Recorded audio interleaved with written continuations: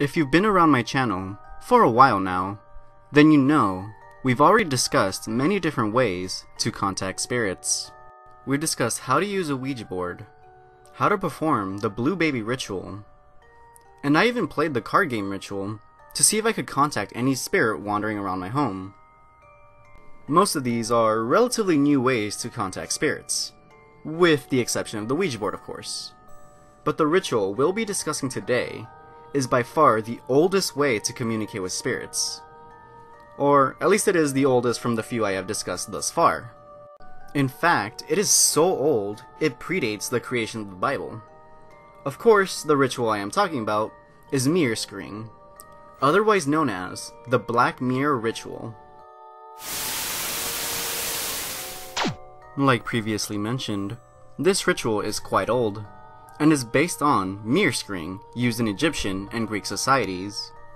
In short, it is a game, of sorts, to contact the dead, and is actually pretty simple to play. So, feel free to perform the ritual if you have nothing else to do, or just feel like scaring yourself or your friends. All you need to actually perform the ritual is a mirror, a dark room, a comfortable chair, and a dim light bulb, or a candle. Now that you have what you need, let's begin the ritual. Step 1. Try to find an empty room. Make sure the room is pretty dark, and proceed to place the mirror high up on a wall. Try to angle the mirror so that it reflects nothing but darkness. Next, light a candle, or if you'd prefer, you could use a light bulb, so long as it has the same brightness as a single candle. Proceed by placing the chair in the middle of the room. Now sit down and make yourself comfortable. Relax your muscles and gaze into the mirror. Think long and hard about the person you want to see. Try not to think about anything else, and just try to clear your mind. To reiterate, concentrate solely on the person you really want to see. If you're patient enough, the spirit of the one you are trying to contact will appear in the mirror.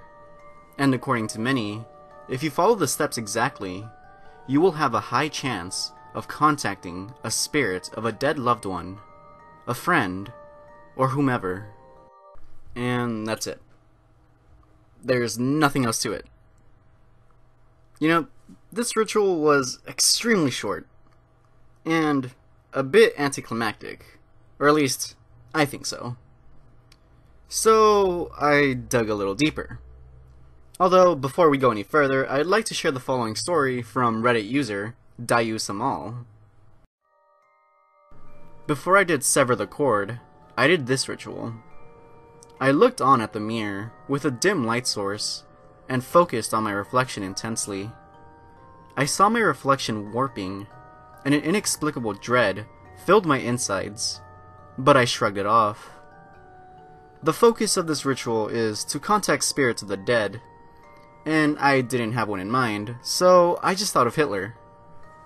Oh, by the way, I'm female and of Asian descent. It began to change when I saw my reflection from the warping faces change slowly into Hitler.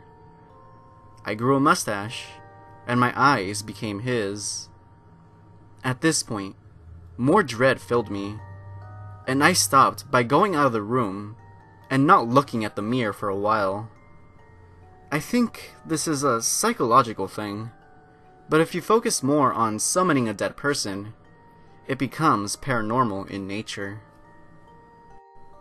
This same experience, by Samal, is actually fairly common amongst many people who perform this ritual.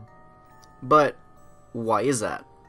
Well, I may actually have an answer.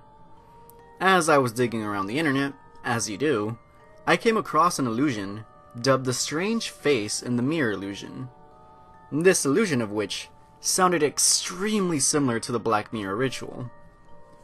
And the more I think about it, this ritual may actually be more psychological than paranormal. The visual illusion gets its name from the way your own reflection in the mirror seems to become distorted, and ultimately shift identity. This illusion was actually coined by an Italian psychologist, Giovanni Caputo.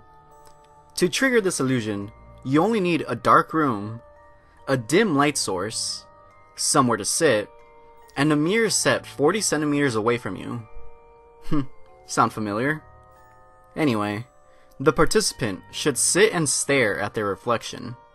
Within a minute or so, the observer will begin to witness a bizarre distortion, seemingly altering their face and shaping it to someone else's.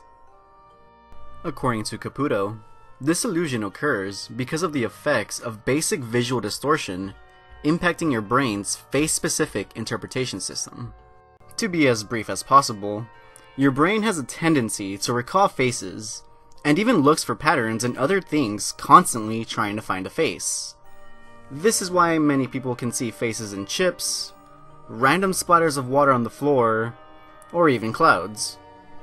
As for the ritual, when a person is actively looking for something, or someone rather, to appear in the mirror, it would be safe to assume that the mind creates a distortion that resembles who you're looking for. With that in mind, it would also be safe to assume that this ritual isn't so much, well, a ritual, but a neat little illusion you could try out. On the other hand, there still may be some ramifications. Like with any other form of spirit contact, contacting spirits could lead to severe consequences, even through such a perceivably harmless game like the Black Mirror ritual. Many claim that if you invite spirits into your home, even if it's just a joke, then you unintentionally allow darker entities to enter your life as well. These darker entities may stick around and potentially harm you, possess you, or even kill you, given the chance. So, just be careful when you invite spirits into your residence. You don't truly know what you are inviting into your home. Well, with that out of the way, let me leave you with this little factoid. Did you know, in many cultures, mirrors are perceived to be gateways to other worlds.